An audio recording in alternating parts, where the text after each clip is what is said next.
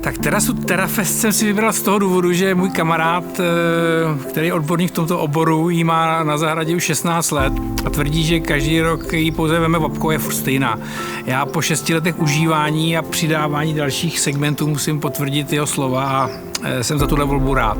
Koukal jsem se samozřejmě na trhu po mnoha materiálech, já jsem milovníkem přírodních materiálů, ale potom, co jsem viděl starší podlahy, ať už týkový nebo bukový, smrkový, všechny možný, dokonce jsem viděl jiný materiál umělohmotný, tak musím říct, že vlastně za prvé poměr cena výkon a za druhý především na životnost a bezúdržbovost v tomto případě byla jasná volba. Vzhledem k tomu, že tady stojím, tak Terafest můžu jedině doporučit, protože po 6 letech je to stejný jako na začátku. Tak jenom důkaz toho, že nejsem moc doma. Tady vidíte, že letos jsem se k té babce vůbec nedostal.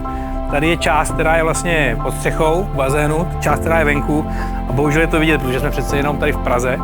Ale vím, že když to jdu babkou, tak za 15 minut to bude zase jako nový.